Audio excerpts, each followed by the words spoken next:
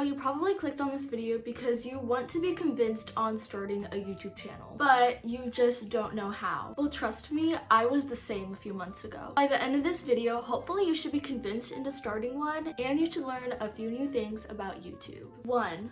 Why you should start one. If you want to, of course. If you have a burning passion to become a content creator, and you think it'll make yourself and others happy as well. First, I want you to ask yourself if you have a niche. If you have a plan sort of what kind of content that you want to make. For example, I'm in the people and blogs niche where I kind of like vlog about my daily life while also including funny and relatable videos now and then. I also like to give advice to some people that might be going through some experiences that I've gone through in the past, like for example, this video. Maybe your niche is sports, book talk, video games, really anything you want it to be. Once you find that niche, if you haven't already, you can begin doing your research. Ever since I started my YouTube channel a few months ago, I really feel like I have gotten a lot happier. I mean, it's really always been a passion of mine ever since I was pretty little. Like, I would literally be getting ready for the day and I would pretend I'm filming a YouTube video in front of my mirror before even having a YouTube channel. So if you want to start one because you think it'll make yourself and others happier, you get to show off your talents and aspirations, then that is why you should start one. And you could even try starting one, but if you absolutely hate it, then you don't even have to continue. Or you could even like take a break for a while, maybe plan out what you want to do, and then you could continue again. I know most people before starting a YouTube channel get these mindsets about hate. And like, where am I gonna get these ideas from? I'm not even an organized person. And I did too. If you really are worried and you want to stay safe out there, you can actually change a few settings in your YouTube channel. I personally turn off my comments just because I feel more comfortable that way, and I can continue filming and doing the videos that I love without having those thought bubbles of what if somebody's gonna comment this? What if somebody's gonna comment that? Well, if you don't have the comments on, no one's gonna comment anything. While starting to do social media and even continuing to do social media for years, hate is a thing, and sadly it might always be a thing. But trust me, a lot of content creators have to go through that. Even the ones with like 1 million subscribers, those that have maybe 50 subscribers. You can unlock a new mindset that tells yourself, you know what, I'm not gonna listen to those haters because haters gonna hate. Haters gonna hate. Another thing you can think about is that haters most of the time are just really sad people that want to take out their personal problems out on other people that they see are doing great. But they're like, oh, this person is doing great, let's make them feel bad about themselves. If you see a comment like that, you just delete that and you go about your day. One day I will turn my comments on, probably when I feel a little bit more comfortable, when I get further into my channel. For right now, I feel most comfortable as what I have all the settings set for now. And if you'd feel more comfortable with your comments off, then you can do it too. There's also plenty of other ways that you can connect to your audience without having the comments turned on. For example, you can do polls, community posts, and there's the like and subscribe button. Speaking of which, if you're liking this video, don't forget to like and subscribe, because I'm probably going to be coming out with more advice videos like this, and so I can kind of understand what kind of content you guys like to watch. Also, if you're curious, you can go check out my channel and look at a few of the videos that I've posted, or you could do a marathon. You can watch all the videos. There's quite a lot of them. If you want to, you can just like find some that look really interesting to you and watch them. A few of my early videos are kind of okay. So I started off my YouTube channel and not knowing any of this. I honestly did like basically no research, which is why this video is hopefully gonna help you guys if you haven't started one yet, because it'll kind of give you an idea of like, okay, this is what I have to do. I kind of came in going blind. I did not know about the lighting problems. I did not know about the editing. I didn't know how to post or what to post. Some of my videos are kind of hard to watch, and just gonna skip past that because I feel like everybody has a starting point, and my starting point was rather tough. But now I have learned, using my mistakes from my past videos, on how to improve my videos. And including your personality in your videos is a great way for more subscribers to come in, because that's what makes you different from those other content creators who might be in your same niche. So you're probably thinking, how do I go viral? And you're also probably thinking, how do you know how to go viral? How do you know what to film? How do you know all this stuff? Because yeah, I'm not like a huge content creator yet, but I have had quite a few videos get quite a few views in reactions. Just starting out and not being a huge content creator. If you think that you need to have a bunch of subscribers and you need to be all well known to get all those views, nope.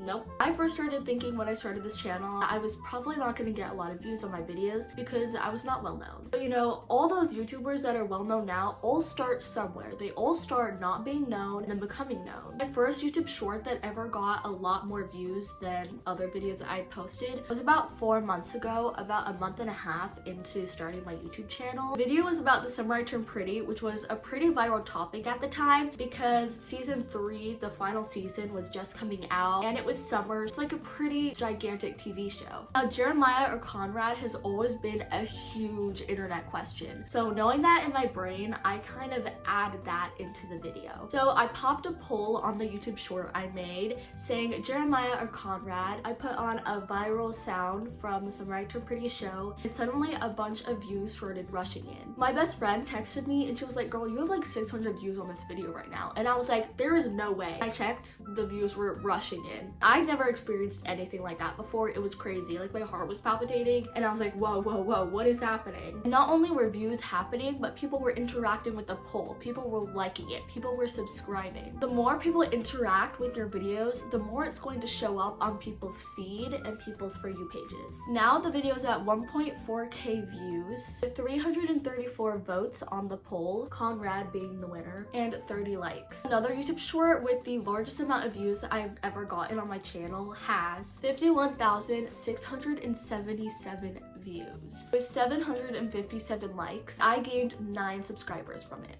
The video was a screen recording of me setting my alarm for school while approaching the end of the summer. This was a very relatable video because it was saying how the feeling of setting your alarm for school after summer is such it's just so heartbreaking. So by doing your research and finding out trends and viral videos in your niche and using audios and interpreting them into your unique video style, you are surely going to get at least one viral video. With a lot of views comes more subscribers, and that's how a lot of the huge content creators have made their channels today. Now after those 2 viral videos, I started getting quite a few views on a lot more of my videos. It started becoming sort of like a weekly thing to like every 2 days, and I do have periods of time where maybe it happens every day. Frequency is super important in YouTube because the more you post videos all sort of coming into some theme, YouTube starts to understand your channel more and it starts pushing out your videos to the public a lot more. Now let's talk about thumbnails. If you want to make full-length videos that are not YouTube shorts, then you have to learn about thumbnails. Thumbnails are the boxes showing an image of your video or about your video that people use to decide if they're gonna click on it or not. You want your thumbnail to be engaging enough for people to want to click on your video and wonder what it's gonna be about. People click on thumbnails that they want to learn more about or that they think are gonna be interesting. This also applies for titles. You want a YouTube title that will give your viewers basically a one-sentence summary of what your video is going to be about. In the title, you want to spark interest by creating a hook that really makes people wonder what's gonna happen in this video. Maybe you think you don't really have a hook,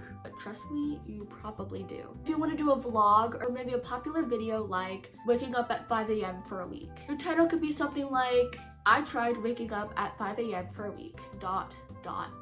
This title is pretty interesting to viewers because it makes them question, what is this person gonna be like at 5 a.m.? How are they waking up this early? Are they going to be able to do it for the whole week?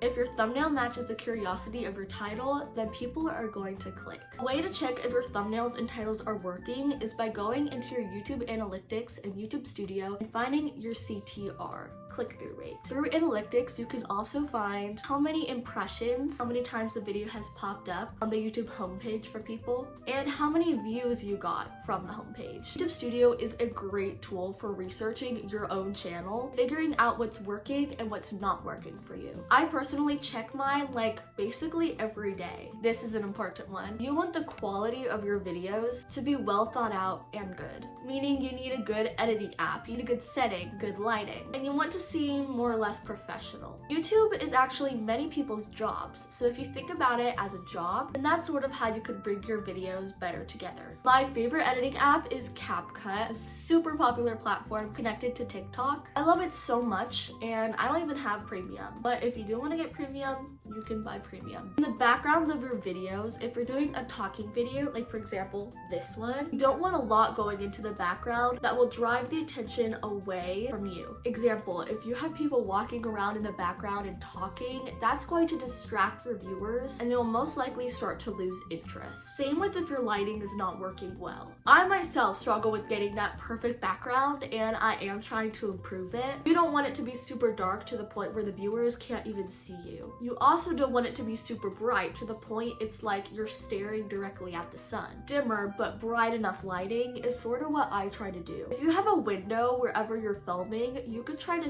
set your phone or camera up on the window and face it towards you with your face looking out of the window. This kind of gives like a natural lighting kind of look to your video. My windows in fact are open right now, but they're kind of on the side a little bit. You don't want a bright window facing the camera. You'll most likely start reflecting and doing really weird lighting things. Let me show you. That's weird. That's weird. I've made a few mistakes like this in the past where while I'm editing, I start to look at my video and I'm like, oof, that lighting is pretty terrible. You also want to avoid a grainy video or audio. I've seen these things where you could get those little mini microphones that clip onto your shirt. So if you're going in public and filming a video and you know you're gonna do a lot of talking, those are really good. Those microphones help block out the background noise and keep the attention on your clear voice. Also, I've seen a lot of videos saying if you want the best camera quality, then you should buy a professional camera. I do not have a camera. I mean, I have a camera on my iPhone, but I just use my iPhone. And it honestly does do the trick, and it's pretty convenient. I do, however, want to start saving up sort of towards a better quality camera because yes, they do help your video quality by significantly a lot. But good cameras are just so expensive. It's actually insane. There's a specific camera I want called the Sony ZV-1F, I think is what it's called. Vlog camera, like the little mirror on the side so you could see yourself and make sure that you're actually in the frame and that the lighting is good and everything. But if you're planning to just use your phone, that is fine too, as long as your background and lighting is good. Well, now it's time to wrap up the video, but I hope a few of these tips have inspired you, and I'm sure keeping these in mind will help you throughout your channel. I believe in you and all small creators out there. We have got this. Love you all and goodbye.